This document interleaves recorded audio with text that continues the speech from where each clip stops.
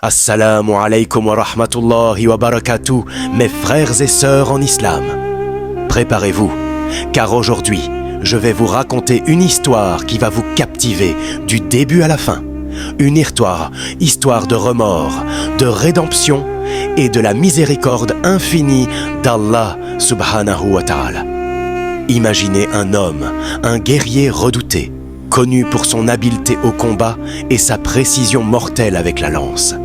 Cet homme, c'est Wahshi ibn Harb al-Habashi, radiyallahu anhu, l'esclave qui a tué Hamza, radiyallahu anhu, l'oncle bien-aimé du prophète Muhammad sallallahu alayhi wa sallam.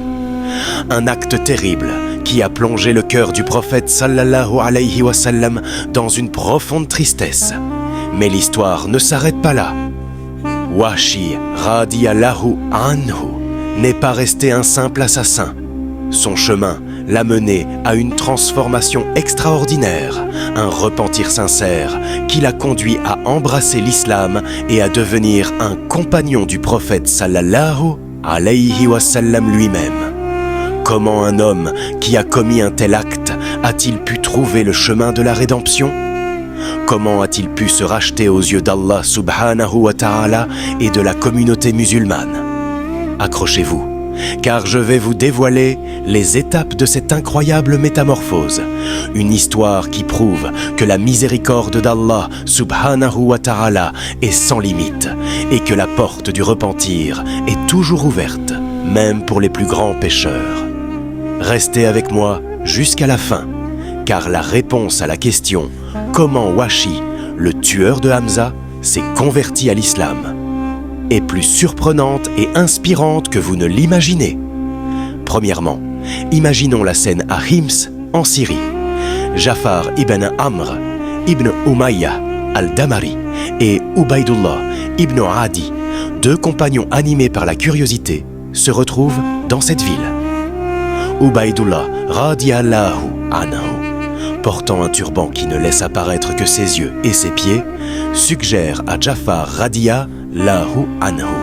Et si nous allions voir Wahshi radiyallahu anhu pour l'interroger sur le meurtre de Hamza radiyallahu anhu? Intrigué, Jafar radiyallahu anhu accepte. Ils partent à la recherche de Wahshi radiyallahu anhu et le trouvent finalement chez lui. Après l'avoir salué, Ubaydullah radiyallahu anhu lui demande s'il le reconnaît. Wahshi radiyallahu anhu le scrute attentivement et répond « Non, par Allah, mais je me souviens que Adi ibn al-Khiyar a épousé une femme nommée Qital, la fille d'Abu al-Is, et qu'elle a donné naissance à un garçon à la Mecque. J'ai cherché une nourrice pour cet enfant. Un jour, j'ai porté cet enfant avec sa mère, puis je le lui ai remis, et tes pieds ressemblent à ceux de cet enfant. » Quelle mémoire prodigieuse, n'est-ce pas mes frères et sœurs ? Cela nous montre la perspicacité de Wahshi radiyallahu anhu, un homme capable de se souvenir d'un détail aussi infime des années après l'avoir observé. Il lui demande alors de leur raconter l'histoire du meurtre de Hamza radiyallahu anhu. Wahshi radiyallahu anhu, plongé dans ses souvenirs, commence à narrer les événements tragiques de la bataille d'Uhud. Il explique comment Hamza radiyallahu anhu, lors de la bataille de Badr, avait tué Tu'aymah ibn Adi ibn al-Khiyar. Pour venger son oncle, Jubayr ibn Mut'im, le maître de Wahshi radiyallahu anhu, lui avait promis la liberté s'il parvenait à tuer Hamza radiyallahu anhu. Wahshi radiyallahu anhu décrit ensuite comment, lors de la bataille d'Uhud, il s'est caché derrière un rocher, attendant le moment opportun pour frapper. Lorsque Hamza radiyallahu anhu s'est approché, il a lancé sa lance avec une précision redoutable, la plantant dans le nombril de Hamza radiyallahu anhu, le tuant sur le coup. Après avoir accompli l'acte qui lui a valu sa liberté, Wahshi est retourné à la Mecque. Cependant, lorsque l'islam a commencé à se répandre, atteignant même cette ville, il a pris peur.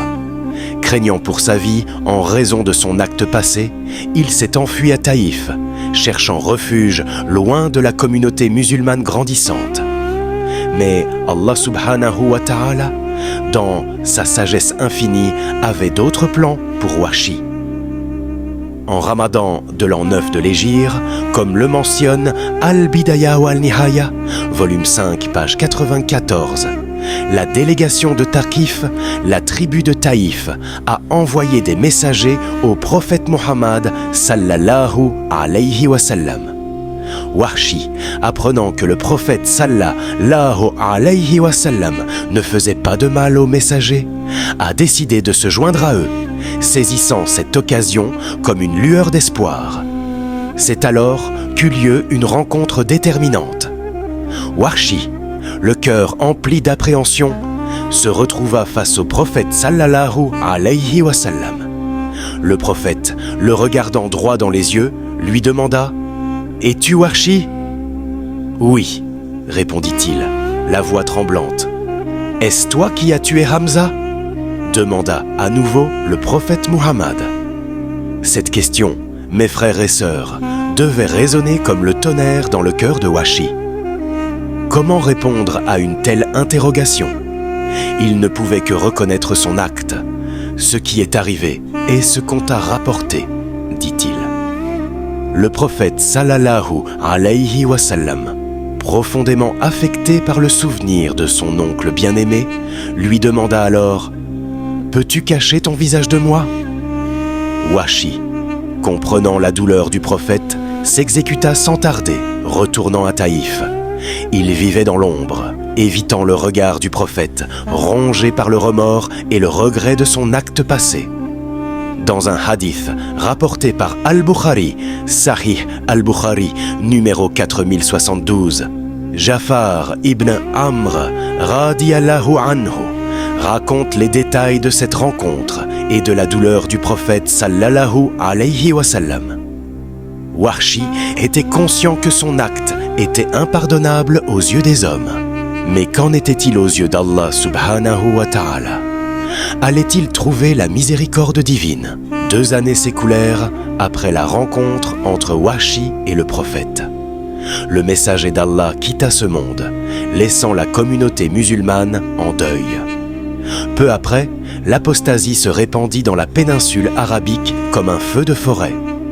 De nombreux groupes à travers la péninsule arabique ont renoncé à l'islam ou ont refusé de payer la zakat, considérant leur allégeance au prophète comme personnelle et non transférable à ses successeurs. Ce phénomène est connu sous le nom de Rida, ou guerre d'apostasie. Abu Bakr, le premier calife après le prophète, a vu cette apostasie non seulement comme une menace spirituelle, mais aussi politique. Ces révoltes menaçaient l'unité et la stabilité de la communauté musulmane nouvellement formée. En réponse, Abu Bakr, avec le conseil et le soutien de ses compagnons, a lancé une série de campagnes militaires contre. Cependant, les habitants de Taïf, la ville où Wahshi avait trouvé refuge, restèrent fermes dans leur foi. C'est à cette époque qu'apparut Musaylama al-Kadhab, un faux prophète qui sema le trouble et la division parmi les musulmans. Wahshi, bien que son islam ait effacé ses péchés antérieurs, comme le stipule la religion, vit dans cette situation une occasion unique de se racheter. Il se dit « Je vais aller combattre Musaylama, le tuer et ainsi compenser le meurtre de Hamza radiyallahu anhu. » Déterminé, il saisit la même lance qu'il avait utilisée pour tuer Hamza et rejoignit l'armée de Khalid ibn al-Walid radiyallahu anhu, qui se dirigeait vers Yamama pour affronter Musaylama et ses partisans, les Banu Hanifa. La bataille de Yamama fut une épreuve extrêmement difficile pour les musulmans. Finalement, ils réussirent à vaincre leurs ennemis sur le champ de bataille. Les apostates, en déroute, se réfugièrent dans un jardin, surnommé le Jardin de la Mort. Bara ibn Malik, un compagnon courageux, demanda à ses frères de le projeter par-dessus le mur du jardin afin qu'ils puissent leur ouvrir la porte de l'intérieur. Son plan, presque suicidaire, fonctionna à merveille. Après avoir tué de nombreux infidèles, il parvint à ouvrir la porte, permettant aux musulmans de s'engouffrer dans le jardin. Wahshi, animé par sa ferme intention de tuer Moussaïlama, entra également dans le jardin de la mort.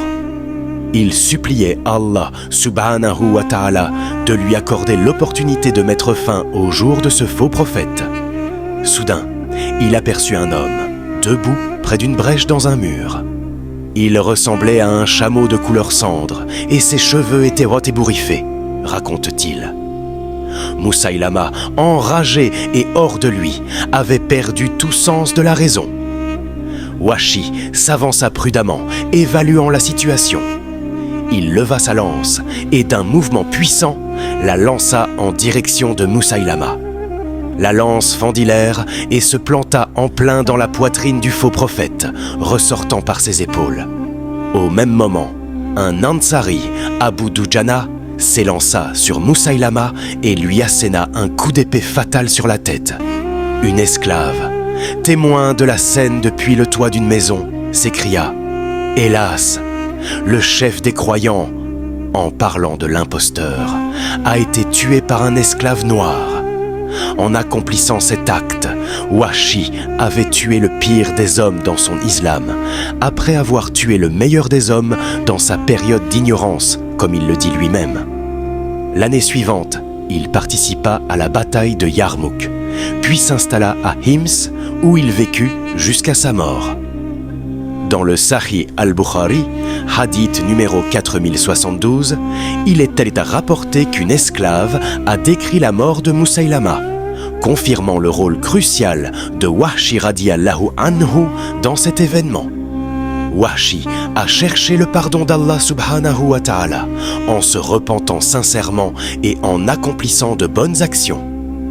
Le Coran, dans la sourate Al-Furqan, verset 70, nous enseigne: sauf ceux qui se repentent, croient et accomplissent de bonnes œuvres, ceux-là, Allah changera leurs mauvaises actions en bonnes, et Allah est pardonneur et miséricordieux.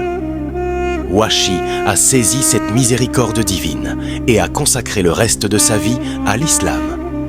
Il est devenu un exemple vivant de la puissance du repentir et de la miséricorde infinie d'Allah subhanahu wa ta'ala.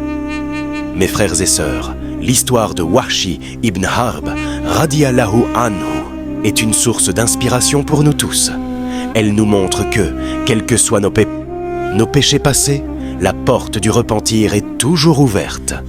Allah subhanahu wa ta'ala est le pardonneur, le miséricordieux, et il accueille à bras ouverts ceux qui se tournent vers lui avec sincérité. N'oubliez jamais que chaque saint a un passé et chaque pécheur a un avenir. Que cette histoire nous encourage à nous repentir de nos péchés, à accomplir de bonnes actions et à rechercher le pardon d'Allah subhanahu wa ta'ala. Allahumma amin. Chers frères et sœurs, likez cette vidéo et partagez-la à vos proches. Abonnez-vous, activez la cloche de notification pour regarder d'autres histoires de ce type dans notre chaîne. Jazakallahu khayran.